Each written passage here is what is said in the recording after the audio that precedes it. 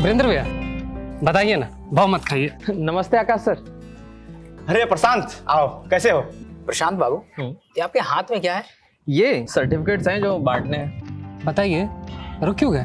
बाकी कल। आप बताएंगे कि नहीं? इतना मक्खन तो हम डबल रोटी पर भी नहीं लगाते हैं। बताते हैं भाई। जैसे आज तुम इतना उत्सुक हो, वैसे उस दिन हम लोग उत्सुक थे। प्रशांत बाबू पे सवाल दागे जा रहे थे। लेकिन एक बात बताइए प्रशांत बाबू, ये कैसे पता चलेगा कि हमें किस कौशल के लिए सर्टिफिकेट मिलेगा और कहाँ मिलेगा? कोई इम्तिहान भी देना होगा? आरपीएल सर्टिफिकेट पाने के कई सारे तरीके हैं। अक्सर हम जिस कंपनी की साइट पर काम कर रहे होते हैं वही कंपनी उसको कराती है। कौशल केंद्र से भी ये कर सकते हैं। हाँ। और हम जैसे ट्रेनर्स भी इसमें मदद करते हैं। आप स्वयं के प्रयास से भी आरपीएल सर्टिफिकेट पा सकते हैं। हम कंस्ट्रक्शन स्किल डेवलपमेंट काउंसिल से संपर्क कर सकते हैं जो हमें बता सकती है कि आरपीएल सर्टिफिकेट कहाँ से करें।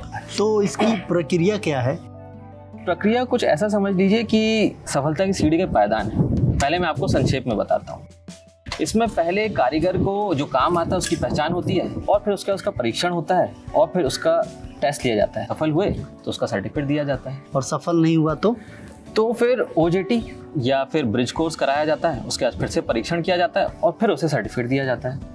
ओजेटी ऑन जॉब ट्रेनिंग, यानी कि जहाँ पर आप काम कर रहे हैं वहीं काम के साथ ट्रेनिंग देना। मतलब तब तो छुट्टी लेनी पड़ती होगी, फिर तो पैसा कटता होगा। नहीं भाई, जैसा कि मैंने कहा कि जहाँ पर तुम काम कर रहे हो वहीं पर काम के साथ आपको ट्रेनिंग दी जाती है, तो इसमें छुट्टी लेने और पैसे कटने का सवाल ही नहीं उठता।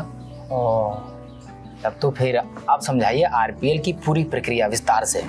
विस्तार में कुछ ऐसा है कि पहले रजिस्ट्रेशन यानी कि पंजीकरण होता है, जिसमें हम व्यक्ति का नाम, पता, उम्र, आधार कार्ड वगैरह लेते हैं और ये देखते हैं कि उसका अनुभव कितना है और किस क्षेत्र में।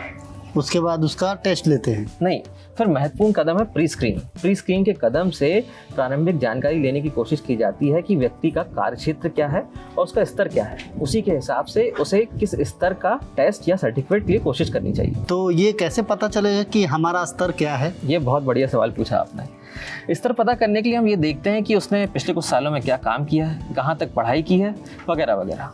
और उस जानकारी के अनुसार जिस जॉब रोल के सबसे नज़दीक वो होता है, हम उस रोल के लिए उसे सर्टिफिकेशन करने के लिए कहते हैं।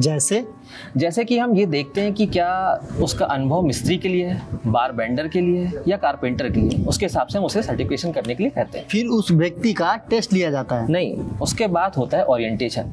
ये कुछ घंटों का होता है जिसमें आरपीएल की पूरी प्रक्रिया को विस्तार से समझाया जाता है और उसके बाद फिर सर्टिफिकेशन के लिए इम्तिहान होता है। उसमें क्या होता है वो भी बताते हैं, पर ये तो बताओ पहले कि आप इच्छुक हो। बिल्कुल, हाँ क्यों नहीं। ठीक है, फिर बताते हैं आगे।